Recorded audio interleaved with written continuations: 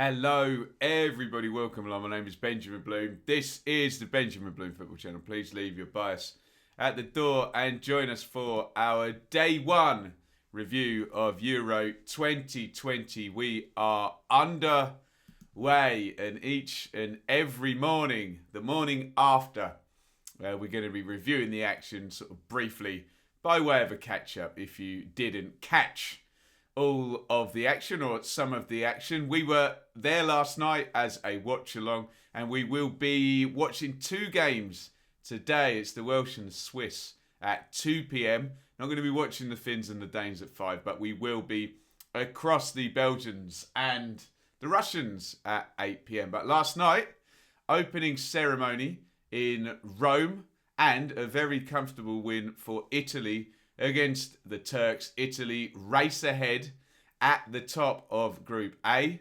And we've said it many times, with qualification being what it is this tournament, with 4 of the 6 groups having a third place qualifier.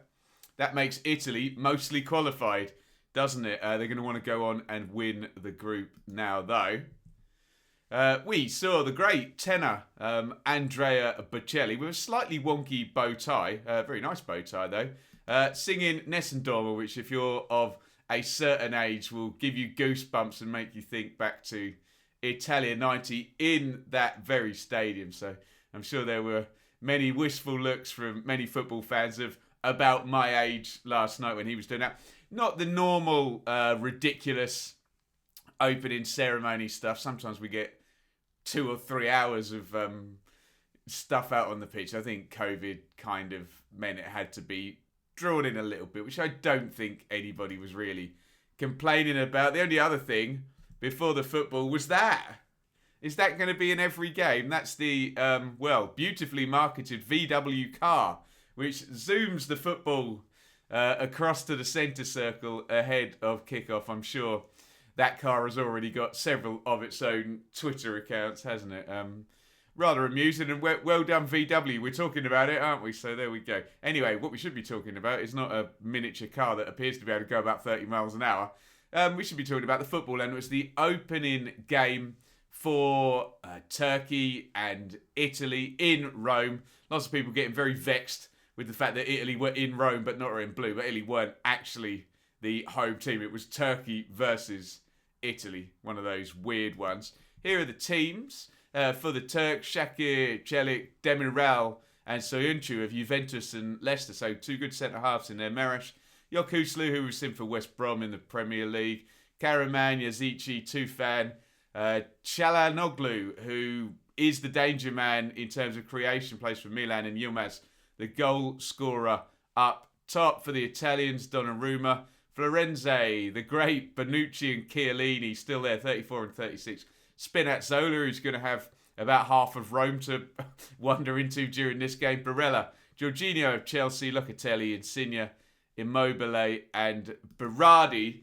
And what we got was a extremely defensive strategy from the Turks and a pretty tepid first half. Turkey basically, it's up there as a 4-1-4-1, but look at Karaman, the right winger. Basically, and Jose Mourinho was talking about this on the radio yesterday, about teams, they don't play one formation anymore, they play 2.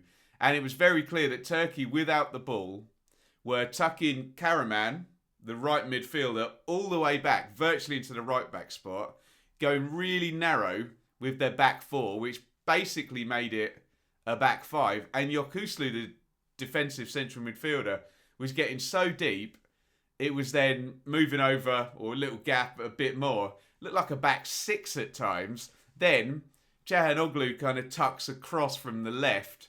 You get a 3, a row of 6, a row of 3, and then somewhere 50 metres up the pitch, Yilmaz. So it was incredibly defensive from the Turks. So I'm trying not to exaggerate, but they surprised a lot of people there. I think they came for a clean sheet, and they don't get one because they kind of stitched themselves up. And with hindsight now, they'll probably look at this substitution at half-time. Under comes on, I think, for Yazici in the central midfield. which then means Under plays down the left. Çalhanoğlu, who's a very good player, but isn't going to sit in position like Yazici did in the first half. And all of a sudden, that substitution coupled with the Italians picking things up, and Italy play really, really well in the second half to go on and win 3-0. A couple of features as well from the first half. Spinazzola, the left back, was able to get so far forward because of that lopsided, basically no right midfielder there for much of the game. And Spinazzola had all of that left-hand side of the pitch to sort of fill his boots, didn't he? And even Giorgio Chiellini, the proper defender's defender, realising I'm spare all match. And check out his heat map. He was up the pitch quite a lot. But anyway, that substitution, they just opened up that little bit and it was enough. And probably with hindsight, they'd have kept on doing what they were doing and played for the 0-0, given what happened in the second half.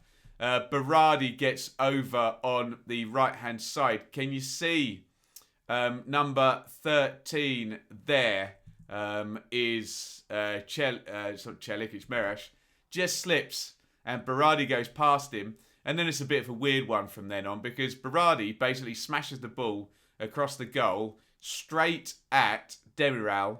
He can't do anything. He can't get out of the way. He tries to sort of chest it away and he ends up chesting it into his own net. So, yes, there is the opening goal and it's an own goal in the tournament.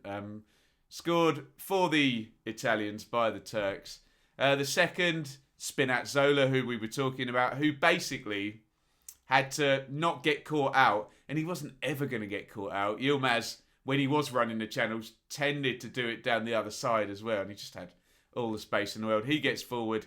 His shot is parried.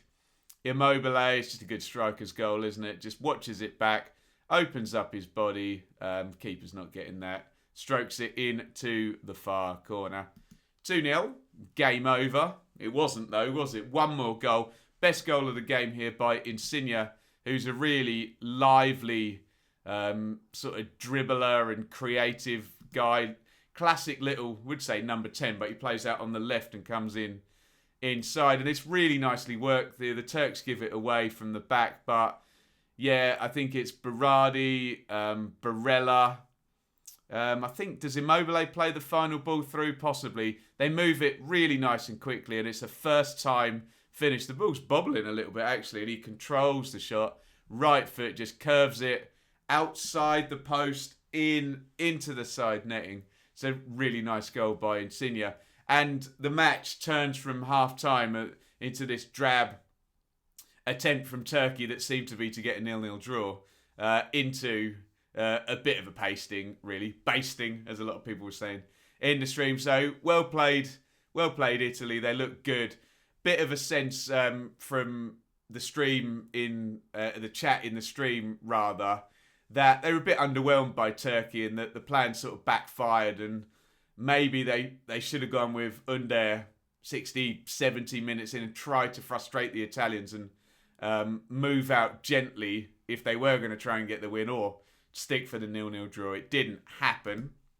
Here are the numbers and yeah, just terribly one-sided. No shots on target for the Turks, only 37% possession. The Italians, 24 shots, 8 on target, 11 off target, 5 blocked. 2 big chances to 1. Look at that. The Turks do have a big chance at the end of the game for Yilmaz, which we did love. Chiellini throws himself in and blocks it and then gives it the old celebrate the tackle, which we've seen from the Italians before. Brilliant stuff. But look at their shot map and the XG. It's very, very one-sided, this game, in terms of the numbers and in terms of the eye test. So I don't think anyone will begrudge Italy their win in this one.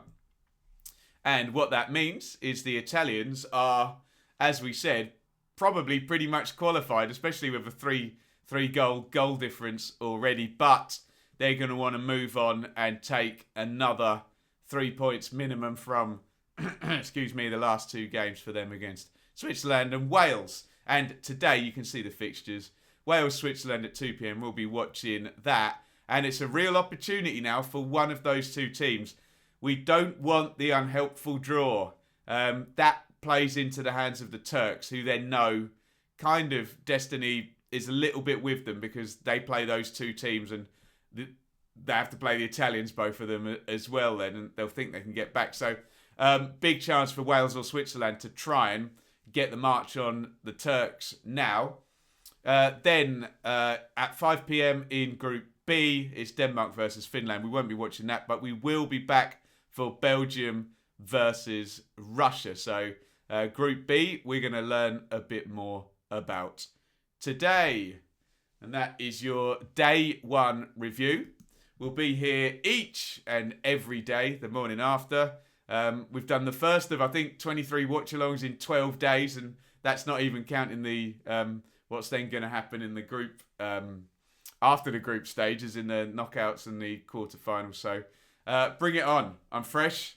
I'm ready to go. And that is your day one, excuse me, Euro 2020 review. I've had my say, now you have yours. Get your comments in on Turkey 0, Italy 3, and how you see the day panning out today in terms of the second Group A game between Wales and Switzerland, and then the arrival of Group B ahead of the Three Lions tomorrow. Ooh.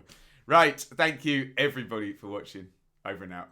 Thank you so much for watching. If you enjoyed this video, please hit the like button to see more videos from this channel. Hit the subscribe button and to be notified every time we upload. Ring the bell for those notifications to come through on your device. If you really want to support the channel and me as a content creator, I will be eternally grateful if you head over to the merch store and grab something, or support over on Patreon, patreon.com/Benjamin Bloom. Thank you for your time. Go and watch another video.